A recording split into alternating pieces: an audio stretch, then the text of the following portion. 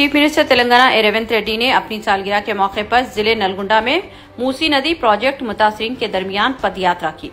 उन्होंने इस मौके पर कहा कि मूसी नदी की सफाई और इसके अहिया को रोकने की कोशिश करने वालों को बुलडोजर के जरिए रौंद दिया जाएगा और इन्हें मूसी नदी में ही दफन कर दिया जाएगा। उन्होंने वाज़ेह तौर पर मूसी नदी की अहिया प्रोजेक्ट में रुकावटें पैदा करने वालों को इंतबाह दिया और कहा कि जो लोग कह रहे हैं कि प्रोजेक्ट के लिए इस्तेमाल होने वाले बुलडोजर के आगे वो आ जाएंगे, तो उन्हें चीफ मिनिस्टर ने चैलेंज किया कि वो बुलडोजर के आगे आकर दिखाएं। चीफ मिनिस्टर रेवंत रेड्डी ने मूसी नदी प्रोजेक्ट पर सख्त मौक़िफ़ इख्तियार करते हुए कहा कि हुकूमत की जानिब से मूसी नदी की सफाई और अहिया का मंसूबा तैयार किया जा चुका है और इस पर अमल आवारी की जाएगी। रियासती वज़ीर इंफॉर्मेशन टेक्नोलॉजी डी श्रीधर बाबू और हुकूमत के मुशीर बराए अक़लियती बहबूद मोहम्मद अली शब्बीर ने जारिया माह हैदराबाद में मुनक़िद होने वाले जमात इस्लामी के कौमी कन्वेंशन के लिए हुकूमत की जानिब से तमाम तर सहूलतों की फराहमी का तयक़्क़ुन दिया। जमात इस्लामी के तहत वादी बुदी पहाड़ी शरीफ में 15 ता 17 नवंबर जमात इस्लामी अरकान का कुल हिंद इज्तिमा मुनक़िद होगा, जिसमें मुल्क भर से 12 ता 15,000 मंदुबीन शिरकत करेंगे। हुकूमत की जानिब से बुनियादी सहूलतों की फराहमी पर सेक्रेटेरिएट में इजलास मुनक़िद हुआ। वज़ीर इंफॉर्मेशन टेक्नोलॉजी श्रीधर बाबू ने सरकारी महकमाजात को सिक्योरिटी, सेहत व सफाई, इंफ्रास्ट्रक्चर और दीगर सहूलतों के लिए हिदायत जारी की। रियासती वज़ीर श्रीधर बाबू ने इजलास से खिताब करते हुए कहा कि तेलंगाना हुकूमत फ़िरक़े वाराना हम आहंगी की बरकरारी के अहद की पाबंद है। सीएम तेलंगाना रेवंत रेड्डी की 8 नवंबर को सालगिरह की मुनासिबत से हल्के असम्बली नामपल्ली में वाक़े सिद्दीक़ा फंक्शन हॉल वाक़े आसिफ नगर रोड पर ब्लड डोनेशन कैंप का शानदार पैमाने पर एहतमाम किया गया। सदर प्रदेश कांग्रेस तेलंगाना महेश गौड़ ने इस कैंप का इफ्तिताह अंजाम दिया, जबकि कांग्रेस कायदीन MP अनिल कुमार यादव, जनाब Fahim Qureshi president TMREIS, Syed Azmatullah Hussaini chairman Waqf board, Mushtaq Malik सदर तहरीक मुस्लिम शब्बान, अमजदुल्ला खान खालिद तर्जुमान MBT, कांग्रेस अक़लियती कायद मोहम्मद राशिद के अलावा मोहम्मद मुजफ्फर खान, सूफी खैरुद्दीन ने शिरकत की। इस ब्लड डोनेशन कैंप के ऑर्गेनाइजर्स कांग्रेस अक़लियती कायदीन फिरोज खान, उस्मान मोहम्मद खान, राशिद खान, सहाफ़ी अबू अमल आजाद थे, जिन्होंने मेहमानों का खैर मकदम किया। जबकि इस ब्लड कैंप से जमा करदा खून मुफ्त थैलेसीमिया सिकल सेल सोसाइटी को दिया गया है। इस कैंप में तकरीबन 527 अफराद बशमुल गैर मुस्लिम अफराद ख़वातीन ने अपने खून का अतिया दिया। Aleem Baig joint secretary TSCS ने कैंप के ऑर्गेनाइजर्स को 27 मोमेंटोस पेश किए। सुप्रीम कोर्ट ने अपने तारीखी फैसले में कहा है कि अलीगढ़ मुस्लिम यूनिवर्सिटी आईने हिंद के आर्टिकल 30 के तहत अक़लियती दर्जे की हकदार है।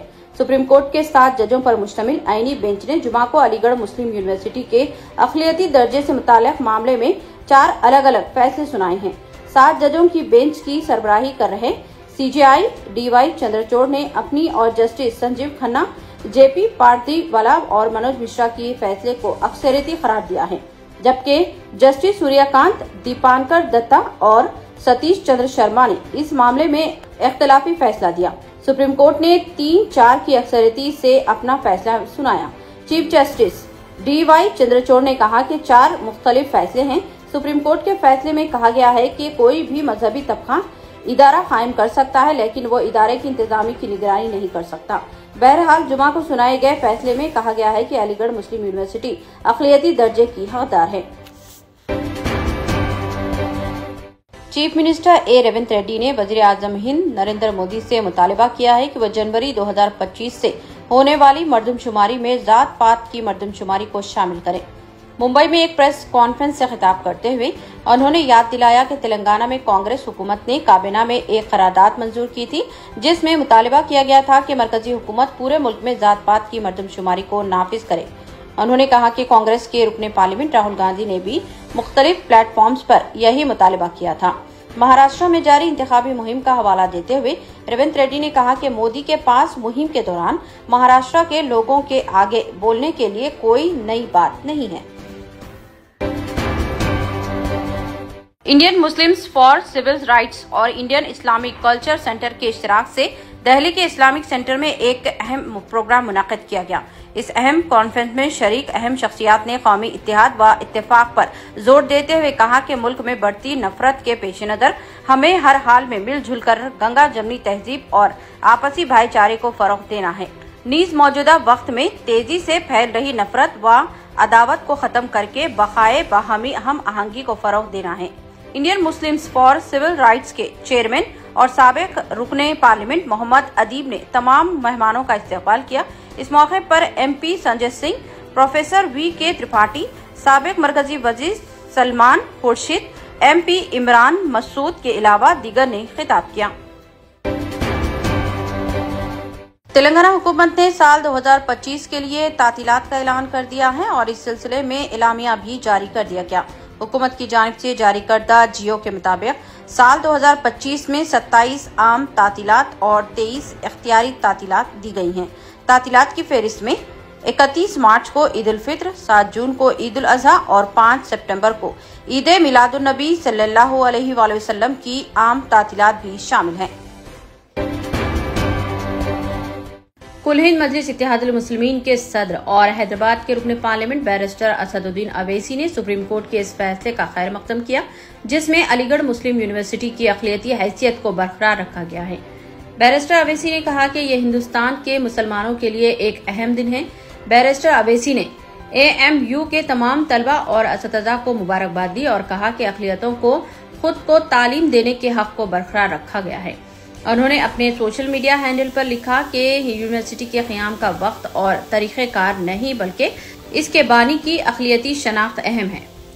بی جے پی کی تمام دلیلیں مسترد کر دی گئی ہیں۔ حیدرگوڑہ حیدرآباد میں واقع مشہور ریسٹورینٹ کیفے بہار سپریم کورٹ کے حکم کے بعد جلد ہی دوبارہ کھل سکتا ہے۔ چیف جسٹس DY چندرچوڑ کی سربراہی میں سپریم کورٹ کی 3 رکنی بینچ نے تلنگانہ ہائی کورٹ کے اس فیصلے کو پلٹ دیا جس میں ریسٹورینٹ کے نظام کے لیے ایک بیرونی ریزولیوشن پروفیشنل کو برقرار کیا تھا۔ اس کے بجائے سپریم کورٹ نے اثاثوں کی مکمل جانچ اور پارٹنر سیٹلمنٹ حاصل ہونے تک روزمرہ کے کاموں کو سنبھالنے کے لیے وصول کنندہ کے طور پر علی اصغر بلوخی مینیجنگ ڈائریکٹر کو بحال کر دیا۔